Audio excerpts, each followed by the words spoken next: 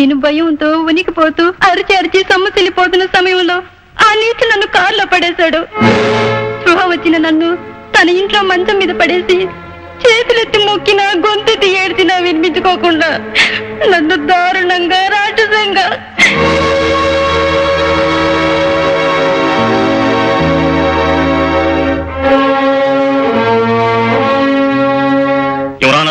ఈ విషయమే మిగిలిన సాక్షులు కూడా హాజరుపరచవలసిందిగా కోర్టు వారిని కోరుతున్నాను. Yes, proceed.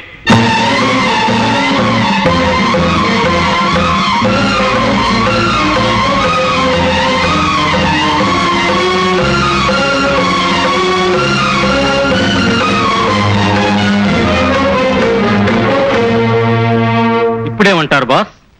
కోర్టులో జరిగిన అబద్ధపు నాటకం ఇప్పటికైనా మీకు అర్థమైందా? లంచాలకు మనుషులు అమ్ముడుపోయారు, డబ్బుతో చట్టం నోరు కట్టేయబడింది. అబద్ధాలు న్యాయస్థానం శ్రద్ధగా వింటోంది. కేశవ, తప్పుడు సాక్ష్యాలకి, అబద్ధపు ఫిర్యాదులకి, అన్యాయపు ఆరోపణలకి నేనేం భయపడను. చివరికి న్యాయమే గెలుస్తుంది. ఎందుకో తెలుసా? విజయ్ నా తరఫున నిలబడతాడు కనుక అని మీరు అపోహపడుతున్నారు బాస్. ఆ కాక్షి బట్టల పెద్ద మనిషి కూడా కరెన్సీకి అమ్ముడుపోయాడు. కేశవ, అవును బాస్. మీకు ప్రాణం పెట్టే మనిషి అయితే ఆ విజయ్ మీ ప్రాణాలు రక్షించడానికి ఎందుకు ప్రయత్నించలేదు? మీ నిర్దోషం నిరూపించడానికి ఒక్క సాక్ష్యం అయినా ఎందుకు సంపాదించలేదు? ఆ విషయం అడగాలైనా పెద్ద మనిషిని కలవడానికి వెళ్తే కలుసుకోకుండా పొమ్మని ఎందుకు కబురు చేశాడు? కనిపించినప్పుడు మాట్లాడబోతే సూటిగా నా కళ్ళల్లో చూడకుండా మొహాన్ని ఎందుకు చోటు చేసుకున్నాడు? బాస్, గుండెల నిండా అన్యాయం నిండున్న మనిషే కళ్ళల్లోకి చూడలేడు. తప్పు చేసిన మనిషే మొహం చాటేసి తప్పుకుంటాడు. అలాంటి మనిషికి స్నేహం అంటే విలువ ఉండదు, స్నేహితుడంటే లెక్క ఉండదు. కేశవ, నువ్వు చెప్పేది నిజమా? మీ అన్నం తిని బ్రతికే మనిషిని మీతో అబద్ధం చెప్పదు. అబద్ధం చెప్పి మాతో సహకరించినందుకు నీకు 20,000, 20,000, 20,000. స్వప్న చెప్పిన విషయాలను నిజం అని నిరూపించిన సాక్షుల సాక్ష్యాన్ని బట్టి, ఆధారాలను బట్టి, డాక్టర్ రిపోర్టు బట్టి దోషి పరశురాం స్వప్నను బలాత్కరించి పాడు చేసినట్టుగా నిర్ధారణ అయింది. ఆమె ఇష్టాయిష్టాలకు వ్యతిరేకంగా ఆమె శీలాన్ని దోచుకున్న ముద్దాయి పరశురాంకి కోర్టు వారు ఐపీసీ 376 సెక్షన్ ప్రకారం 3 సంవత్సరముల కఠిన కారాగార శిక్ష విధించడమైనది.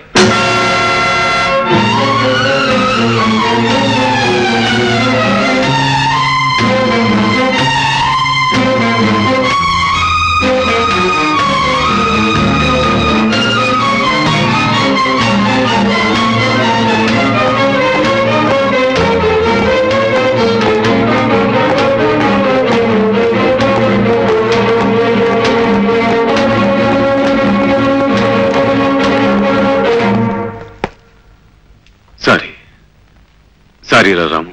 స్నేహాన్ని వెన్నుపోటు పొడిచి సారీ చెప్పడం ఎందుకు? రాము, అలా మాట్లాడుకో. ఇలా జరుగుతుందని నేను ఊహించలేదు. నేను ఊహించలేదు, కానీ జరగాల్సింది జరిగింది. ఈ లోకంలో కత్తి కంటే పదునైంది డబ్బు. నల్లగౌన్లు వేసుకున్న పెద్ద మనుషులు ఆ పదునైన ఆయుధంతో సత్యాన్ని, న్యాయాన్ని ఇక్కడ హత్యగావించడం మామూలు ఇన్స్పెక్టర్. కాకపోతే ఈ రోజు ఒక నమ్మిన మనిషి చేతుల మీదుగా స్నేహం కూడా ఇక్కడ కూనియంది ఇన్స్పెక్టర్. రాము, నువ్వు నన్ను అపార్థం చేసుకుంటున్నావు. కాదు, ఇప్పుడే నిన్ను సరిగ్గా అర్థం చేసుకున్నాను. నిన్ను నా ప్రాణానికి ప్రాణంగా భావించి నీ భవిష్యత్తు బ్రతుకు బాగుండాలని తాపత్రయపడే ఆప్తుణ్ణి, నాకు అన్యాయం చేసే కాకి బట్టలు వేసుకున్న కుట్టిన మనస్తత్వం ఉన్న ఆఫీసర్ నువ్వని అర్థమైంది విజయ్, అర్థమైంది. పొరపాటు పడుతున్నా రాము. నిజంగా నిన్ను రక్షించుకోవాలని ప్రయత్నించాను. నిప్పులాంటి పరశురాం తప్పు చేశాడని జైలుకి పంపించి 10 మంది చేత సభాష్ అనిపించుకోవాలని తాపత్రయపడ్డావు. అబద్ధపు కేసు బనాయించావు, తప్పుడు సాక్ష్యాలు చెప్పించావు, మోసం చేసి నన్ను దోషిని చేశావు. రాము, ఈ మాటలంటున్నది నువ్వు కాదురా. నేరాలు, కుట్రలు, కుతంత్రాలతో మళ్ళీవైపోయిన నీ మనసు. రాము, నేను నా వృత్తి ధర్మాన్ని నిర్వర్తించాను. ఇన్స్పెక్టర్, నేను నిజంగా నేరం చేసి ఉంటే, వృత్తి ధర్మ ప్రకారం నువ్వు నన్ను అరెస్ట్ చేసి ఉంటే నిన్ను చూసి గర్వించేవాడిని.